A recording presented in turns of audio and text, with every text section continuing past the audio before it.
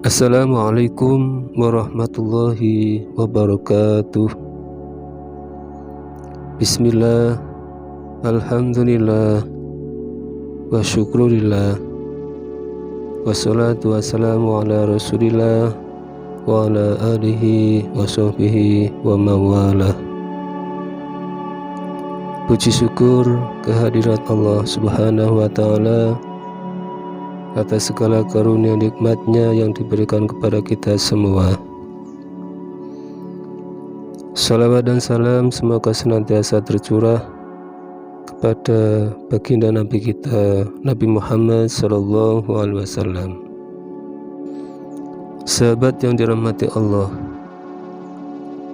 Rasulullah SAW bersabda bahwa ketika seseorang telah dibaringkan di dalam kubur dan para pengantar telah meninggalkannya, maka dua malaikat, yakni Munkar dan Nakir, segera mendatangi dan menanyakan tentang tiga hal pokok, yakni siapa Tuhannya, apa agamanya, dan siapa nabinya.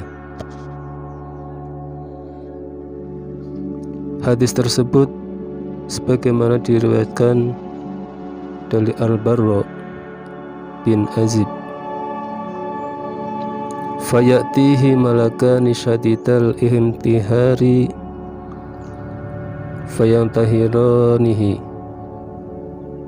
wayujlisanihi fayakulani lahu marrabuka matinuka man nabiyuka. Dalam beberapa riwayat dikatakan ketika pertanyaan pokok tersebut diikuti dengan tiga pertanyaan berikutnya, sehingga berjumlah 6 pertanyaan, yaitu man rabbuka, siapa Tuhanmu, madinuka, apa agamamu, man nabiyuka, siapa nabimu, ma kitabuka, apa kitabmu, aina kiblatuka, di mana kiblatmu, man ikhwanuka, siapa saudaramu.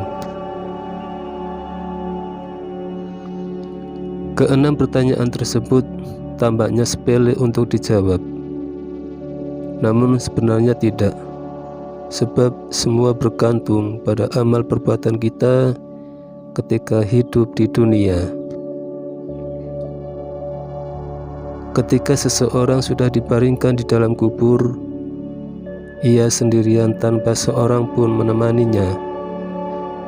Sementara malaikat menyabat dengan garang sambil menarik orang itu agar berposisi duduk. Kedua malaikat kemudian mengajukan 6 pertanyaan sebagaimana di atas. Mereka yang senantiasa melaksanakan sholat 5 waktu, terlebih yang suka sholat berjamaah di masjid, sesungguhnya mereka telah memegang kunci sukses menjawab ke-6 pertanyaan itu. Untuk menjawab pertanyaan pertama, yaitu man rabbuka, siapa Tuhanmu, maka dengan mudah bagi orang yang rajin sholat, mereka menjawab, Allahu Rabbi, Allah Tuhanku. Karena ia terbiasa menyebut Allah di dalam sholat setidaknya 68 kali dalam sehari semalam.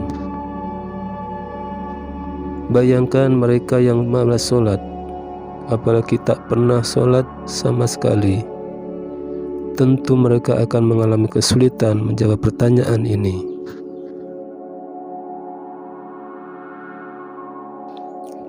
Untuk menjawab pertanyaan kedua, yakni madinuka, apa agamamu, maka bagi orang yang semasa hidupnya senantiasa rajin sholat, maka dengan mudah ia dapat menjawab, Al-Islamu dini, Islam adalah agamaku. Karena dalam konteks sekarang hanya Islam satu-satunya agama yang memerintahkan untuk melaksanakan sholat.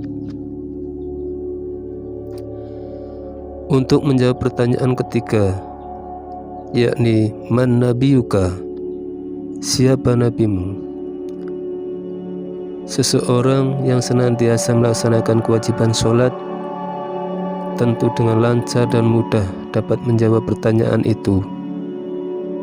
Karena di dalam sholat 5 waktu setidaknya kita menyebut nama Muhammad sebanyak 10 kali dalam sehari semalam, yakni dalam bacaan tahiyat atau tasyahud akhir.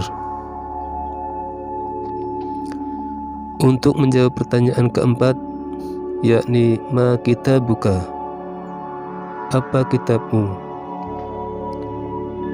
Seseorang yang senantiasa melaksanakan kewajiban sholat tentu dapat menjawab pertanyaan itu dengan jawaban Al-Qur'anu kitabi, Al-Quran adalah kitabku.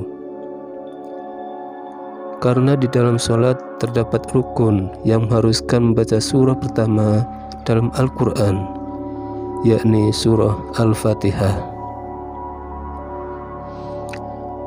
Untuk menjawab pertanyaan kelima, yakni aina kiblatuka, di mana kiblatmu? Seseorang yang senantiasa melaksanakan kewajiban sholat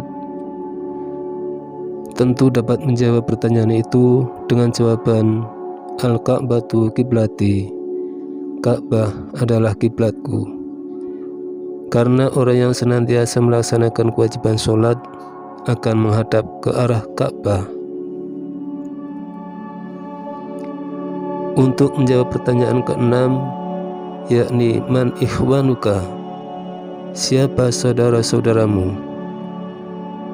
Seseorang yang senantiasa melaksanakan kewajiban sholat dengan berjamaah di masjid atau musola tentu dapat menjawab pertanyaan itu dengan jawaban yang tepat, yakni al-muslimuna wal muslimat ikhwani, kaum muslimin dan muslimat adalah saudara-saudaraku. Karena orang yang berjamaah di masjid sudah tentu bersama kaum muslimin atau muslimat. Demikian pertanyaan dan jawaban ketika di alam kubur. Semoga kita semua termasuk orang-orang yang senantiasa sukses dalam menghadapi semua pertanyaan di alam kubur. Amin, amin, ya rabbal alamin. Semoga bermanfaat. Wassalamualaikum warahmatullahi wabarakatuh.